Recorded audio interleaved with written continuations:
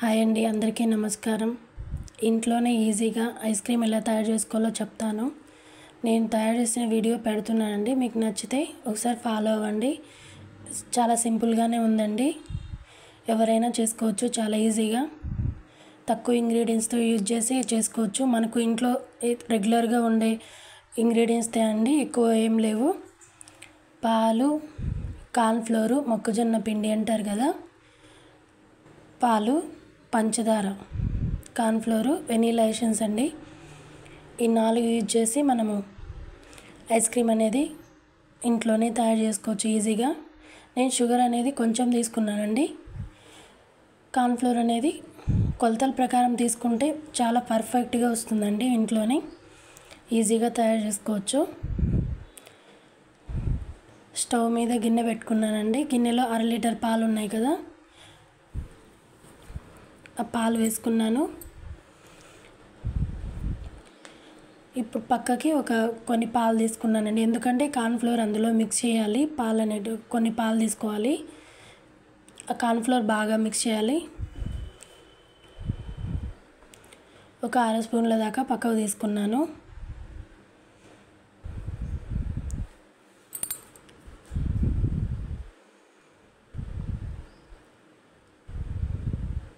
ఈ పాలను అనేటివి బాగా మగ్గనివ్వాలి. ఇంకా ఈ తీసుకున్న పాలని కొన్ని కార్న్ఫ్లోర్లో వేసి బాగా మిక్స్ చేయాలి, ఉండలు లేకుండా.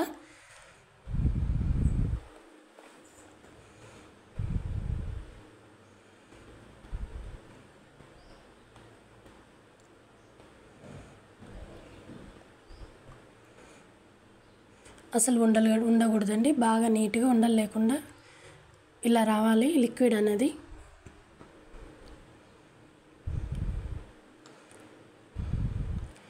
పాలు బాగా మగ్గనివ్వాలి. ఎక్కువ హై ఫ్లేమ్లో పెట్టుకోకుండా మీడియంలో పెట్టుకొని స్లోగా పెట్టుకుంటూ కింద మాడిపోకుండా పాలు పొంగిపోకుండా చూసుకుంటా బాగా తిప్పుకుంటా బాగా మగ్గనివ్వాలండి పాలని. పాలు బాగా మగ్గి మీగడ వస్తుంది కదా పైన, బాగా టేస్ట్ అనేది బాగుంటుందండి. ఇంకా గేదె పాలే తీసుకోండి. గేదె పాలు అయితే బాగుంటుంది ఐస్ క్రీమ్కి.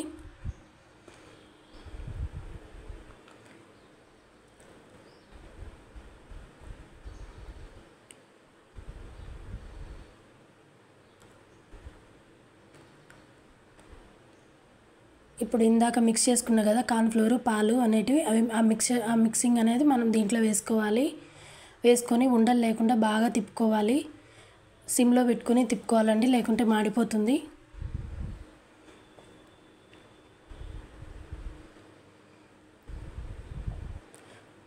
ఉండలు కట్టకుండా చూసుకోవాలి.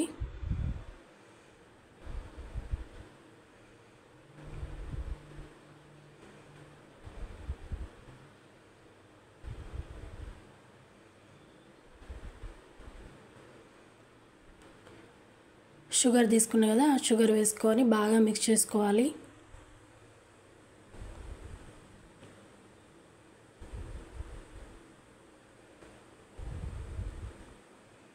మీరు ఎక్కువ స్వీట్ తినాలనుకుంటే ఎక్కువ వేసుకోవచ్చండి. నేను కొంచెం బాబు కోసం కాబట్టి కొంచెం తక్కువే తీసుకున్నాను. మీ ఇష్టం. మీకు స్వీట్ ఎక్కువ ఉండాలనుకుంటే షుగర్ కొంచెం ఎక్కువే వేసుకోండి. నేను ఈ లిమిట్లో వేసుకున్నాను. నేను కొంచెం ఫుడ్ కలర్ కూడా యాడ్ చేసుకున్నాను. మీకు అది ఆప్షనల్ అండి, మీ ఇష్టం. అది మీకు నచ్చితే వేసుకొని, లేకుంటే లేదు. ఇంకా ఫైనల్గా మిక్సీ జార్ చేసుకొని అందులో ఇది వేసుకొని బాగా ఒక 2 మినిట్స్ అండి బాగా మిక్స్ చేయాలి. వెనీలా ఎసెన్స్ అది వేసుకోవాలండి, అరమూత. లేకుంటే ఇలాచీ పౌడర్ అయినా తీసుకోవాలి. ఇప్పుడు స్టోరేజ్ కంటైనర్ ఉంటుంది కదా, అది తీసుకొని ఒక 6 గంటలు ఫ్రిడ్జ్లో పెట్టుకొని స్టోరేజ్ చేసుకోవాలండి. తర్వాత మనకు ఐస్ క్రీమ్ అనేది రెడీ అవుతుంది. ఈ వీడియో నచ్చి